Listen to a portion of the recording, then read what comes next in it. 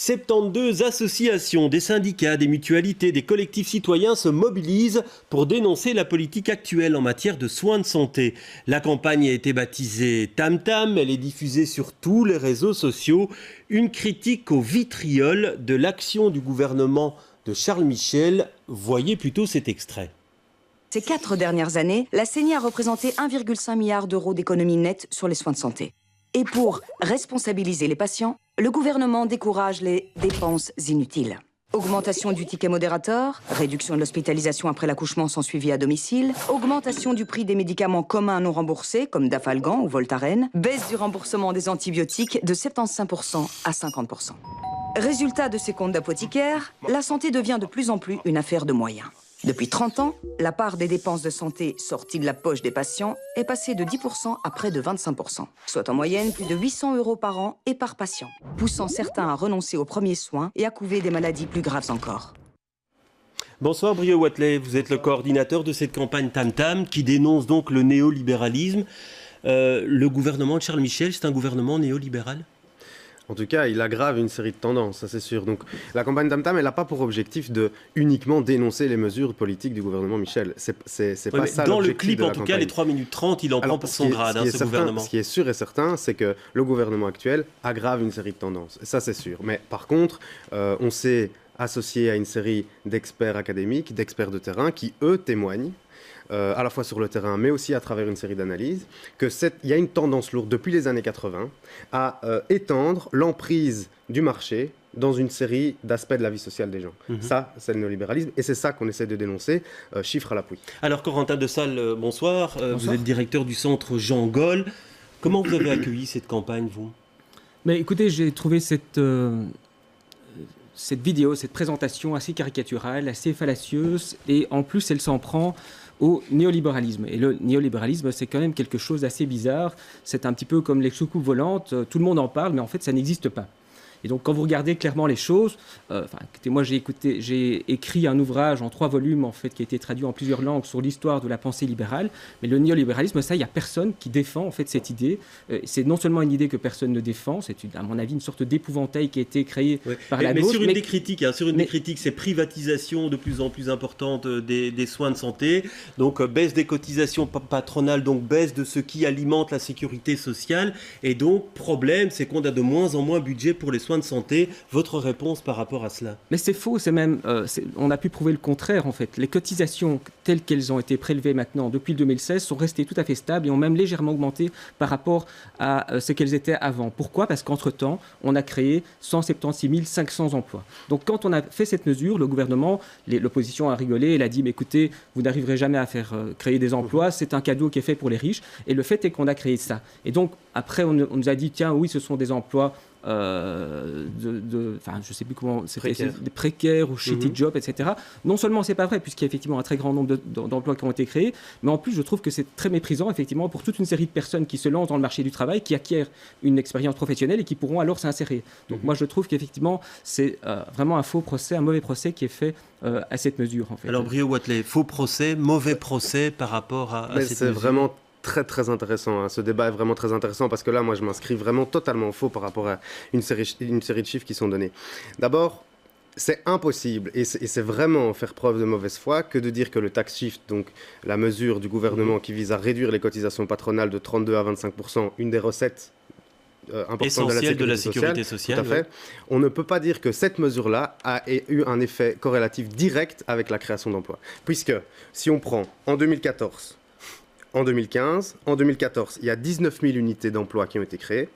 En 2015, 42 000 unités créées. Le tax shift n'était pas là. Donc ça veut dire qu'il y a la conjoncture économique, explique, et d'ailleurs votre interlocuteur précédent le disait, il explique bien que la conjoncture économique est en partie responsable de cette histoire. Alors, Marcia de Wachter, qui est la directrice de la Banque nationale de Belgique, on ne peut pas l'accuser d'être une grande gaucho, on ne peut pas l'accuser de ça. Elle dit qu'en 2016, en 2017 et en 2018, 4 700 emplois, 7 800 emplois et 7 100 emplois sont imputables directement au tax shift. Voilà, ça c'est la réalité. Donc sur les 170 000 emplois, il y a une toute petite et une faible proportion du tax qui est imputable au tax shift. Et une dernière chose, et j'aimerais vraiment le faire parce que c'est vraiment important, Le tax shift, c'est 9,4 ou 9,3 milliards de dépenses jusqu'à l'horizon 2019. C'est ça le prix du tax shift. Ça, c'est la réalité. Or, ça coûte très cher et on voit que dans la zone euro, en fait, on a augmenté le taux d'emploi de façon extrêmement faible par rapport à d'autres pays, comme l'Autriche, par exemple, qui affichent de meilleurs résultats. Donc, on ne peut pas imputer je vais donner la parole à Corentin de Sales, si vous le permettez. Alors voilà, bon, la critique, elle est là, un traitement de faveur pour les patrons. C'est ce que vous dites dans cette petite présentation, ce petit clip, c'est dit texto, traitement en faveur pour le patron, avec multiplication des contrats précaires sans compensation. C'est une des critiques fondamentales qui vous est faite. Oui, mais écoutez, là, je pense que c'est vraiment de la mauvaise foi, parce qu'il y a quand même cette création d'emplois qui était considérée comme quelque chose d'impossible avant. Il y avait des prévisions même de la Banque nationale qui prévoient que ce ne serait même pas le tiers de ce qui a été créé en tant que tel. Alors évidemment, ce n'est pas uniquement la réduction des cotisations patronales, il y a le tax shift, il y a aussi effectivement la réduction, l'élimination de l'handicap salarial. Enfin, il y a toute une liste de mesures effectivement qui ont été prises et qui expliquent effectivement cette conjoncture, mais il y a une partie qui est due à la conjoncture, et c'est la mauvaise foi de nier ça. Mais le problème aussi que je trouve réellement dans cette capsule vidéo, ça fait croire aux gens que la sécurité sociale, effectivement, serait mise à bas, on taillerait comme ça allègrement là-dedans. Ce qui n'est absolument pas tenu en compte dans cette vidéo, non seulement toutes les mesures positives qui ont été prises par Maggie de Bloch, notamment comme le fait de financer les soins des maladies orphelines, comme le fait aussi de financer 10 000 personnes en plus par rapport en reconnaissant un certain nombre de cancers, et quantité d'autres mesures dont on ne parle pas du tout, c'est de ne pas du tout réfléchir à la viabilité, à la soutenabilité de ce système. Il y a un rapport du comité de vieillissement en 2014 qui disait qu'on allait droit dans le mur, on allait augmenter de 4,2% le PIB, rien qu'avec l'augmentation effectivement de la sécurité sociale. Donc on n'a pas diminué la sécurité sociale depuis maintenant 3 ans, on a augmenté même de 3 milliards le fonctionnement de cette sécurité sociale, on a juste freiné légèrement. La norme de croissance est moins importante qu'auparavant. Et je crois que c'était quelque chose qui est indispensable. Tout le monde dit qu'on a une surconsommation de médicaments, on fait trop d'examens IRM, il faut effectivement tenir compte de la viabilité, c'est une responsabilité qu'on a vis-à-vis des générations futures. L'argument qu'on vous soumet, c'est de dire pour que la sécurité sociale soit viable à long terme, il fallait en passer par là. Et ça, c'est de nouveau, hein, c'est quelque chose... Faire supporter la rentabilité du système de sécurité sociale sur le dos des patients, parce que c'est de ça qu'on parle. Hein. Enfin, je veux dire, à un moment, moi, j'entends votre discours. Je suis d'ailleurs assez content que vous assumez le fait que, aujourd'hui, les dépenses de soins de santé sont budgétairement inassumables, et que donc, c'est les patients, parce que c'est ça, hein, c'est ça qu'il s'agit, c'est ça que vous dites, c'est les patients qui doivent assurer la viabilité. Qui ont tout à fait. Donc, c'est dans cette fatalité, malheureusement. Laissez-moi terminer. C'est donc les patients qui vont devoir assurer une série de coupes budgétaires. Alors, moi, j'aimerais vous dire... À peine 5% des 1 milliard. Ils assument c'est 45% qui sont assumés par les pharmacies. Ça, c'est votre discours. Ça, c'est votre discours. D'un autre côté... ce sont des chiffres, en fait. Ça, c'est un discours. Qui ne sont pas contestables, en fait. D'un autre côté... Vous avez des slogans, moi j'ai des chiffres. D'un autre côté, en 2015, ça, je vais vous en donner un autre de chiffre. 853 entreprises, 853 en Belgique, décident de faire partir 221 milliards dans des paradis fiscaux. Ça, c'est la réalité aussi. Donc, d'un côté, vous assumez totalement que les réductions budgétaires, les coupes d'austérité va devoir être portée par les patients. De l'autre côté, il y a 853 entreprises qui envolent une grosse partie de leur budget dans les paradis fiscaux. Première chose. Et deuxième chose, c'est 1,5 milliard d'euros d'économies dans le secteur de soins de santé. Ça, c'est sur le fond. Sur la forme, on nie la concertation sociale au niveau de la confection du budget de l'INAMI, puisque normalement, les budgets de l'INAMI doivent être réfléchis et concertés entre les acteurs. Le gouvernement fédéral actuel nie ça et prévoit un budget ex nihilo et l'impose aux acteurs de la santé. Ça, c'est la réalité. Et c'est difficile de le nier. Alors, Corentin de Sales, par rapport à ça, il y a beaucoup de choses qui ont été dites. Il y a beaucoup de choses, mais en termes de lutte contre la fraude fiscale, là, effectivement, il y a vraiment des efforts considérables qui ont été faits. Et si vous regardez les chiffres, vous voyez que chaque année, c'est quand même plusieurs centaines de millions en plus qui sont captés. C'est un problème qui existe depuis longtemps. Et je crois que c'est malhonnête de mettre ça en rapport, parce que c'est des montants qui sont... Mais sur une critique qui est faite, Corentin de Sales, si vous permettez, c'est que... montants qui sont ici en jeu et qui sont...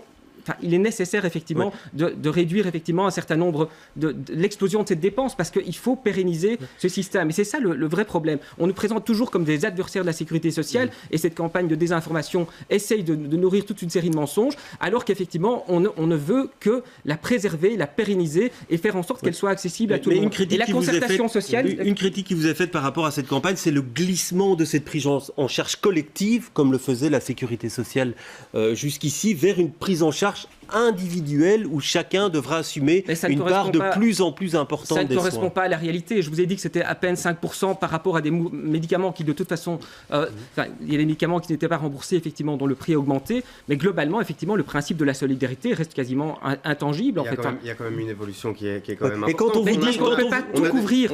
Votre idée, c'est que tout soit remboursé. Mais ce n'est pas possible. Quand on vous dit, Bruno Wathelet, ben oui, les médicaments sont peut-être moins remboursés, mais ils coûtent moins cher parce qu'on a négocié avec l'industrie pharmaceutique. Là où vous avez raison, et je vais vous donner un petit article parce que comme ça on aura fini avec les chiffres. Là où vous avez raison, et c'est très important, c'est de dire qu'effectivement il n'y a pas eu que des mesures d'économie. Ça, c'est sûr. Par exemple, un domaine où le budget a augmenté, 600% d'augmentation, c'est le budget des médicaments innovants sous l'article 80. Sans doute que vous le savez, c'est un article qui permet de négocier avec des firmes pharmaceutiques le prix des médicaments. Je vous donne le petit article qui vous permet de prouver qu'effectivement, il y a une fois de plus, deux poids, deux mesures. Avec les firmes pharmaceutiques, qui sont des conventions secrètes, dont les acteurs sociaux n'ont pas accès, là, il y a évidemment une explosion du budget. Par contre, sur tous des frais classiques, et bien là, on est en train de réduire. Donc c'est ça que nous, on dénonce. Par rapport à la sécurité sociale, faire systématiquement croire que la sécurité sociale n'est pas viable tant qu'on n'améliore pas le système économique, pour moi, c'est une hérésie. Surtout, si on applique des politiques économiques telles que vous les appliquez, à savoir tax shift, réduction systématique des recettes de la sécurité sociale. Oui, c'est au nom même de la solidarité qu'on veut freiner un peu l'expansion des dépenses. Et globalement, effectivement, c'est pas les plus démunis qui sont touchés. Eux, ils ont été quand même favorisés par énormément de mesures dans le cadre de ce gouvernement Michel. On a augmenté effectivement les pensions minimales d'un montant quand même important. Il y a les revenus qui ont été augmentés. Il y a les frais de fonctionnement des CPAS qui ont été augmentés aussi. Le revenu d'insertion sociale aussi a été augmenté de 7%. Donc effectivement, il y a toute une série de mensonges. Je crains le pire effectivement dans vos vidéos parce qu'effectivement, il y a quand même vraiment une désinformation totale qui est faite et une volonté, je trouve un peu même puérile de dire voilà, on donne de l'argent aux riches au détriment des pauvres. C'est faux. On est vraiment un gouvernement social et on essaye effectivement de faire en sorte de sauver l'héritage pour les générations futures et pour porter directement l'aide aux plus pauvres. Ça c'est votre discours. Vous m'avez toujours pas répondu sur le tax shift. Vous ne voulez pas. Non, vous n'avez pas répondu. Quelle était votre question ? La question c'est que le tax shift, c'est 4700 emplois créés grâce au tax shift sur les 176 000. Donc le tax shift n'est pas responsable de ça. Oui, alors... Vous m'avez pas répondu. Attendez, vous m'avez pas répondu sur le fait que ça coûte extrêmement cher et que malgré ça, on est extrêmement inefficace par rapport à l'ensemble des pays de la zone euro, puisque notre taux d'emploi a progressé de 0,8 alors que la moyenne c'est 2,8. Ça c'est un chiffre que vous ne voulez pas répondre. Et systématiquement dans la communication, oui, tout à fait, mais dans la communication du gouvernement, c'est systématiquement dire c'est grâce au tax shift que les emplois sont créés. Or ça, désolé de vous le dire, c'est absolument faux. Ce que j'ai dit, c'est que ce n'était pas uniquement à cause du tax shift. C'est évidemment difficile de savoir quelles sont les causes et les conséquences. Ce que je vois, c'est qu'effectivement, il y a toute une série d'emplois qui ont été créés. Mais le tax shift, il a été aussi porté pour une autre raison très importante. C'était effectivement le fait d'arriver à assainir l'État, les finances de l'État, sans augmenter effectivement les impôts.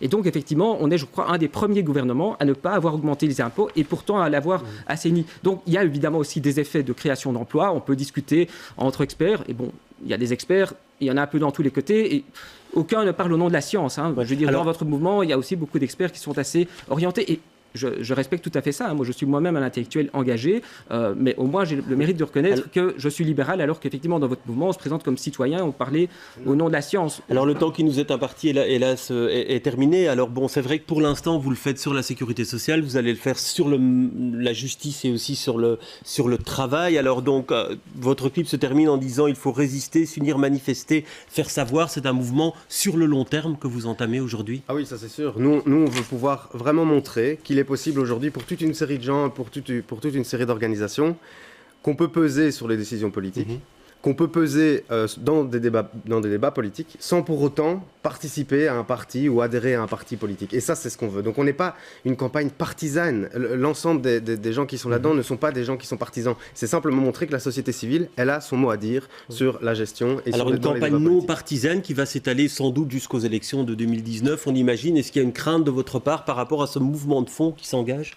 Nous, on regarde évidemment toutes les critiques qui sont faites et on regardera évidemment tous les chiffres de manière générale, mais bon, il ne faut pas croire que non plus qu'on n'aurait pas des chiffres et qu'on n'aurait pas des experts. Hein. Dans le centre d'études où je travaille, il y a quand même une cinquantaine de profs d'UNIF en fait, avec qui on collabore aussi, mais on est évidemment tout à fait intéressé de nouer un dialogue constructif, j'espère un peu plus constructif que les vidéos le semblent le annoncer. Merci en tout cas pour ce débat.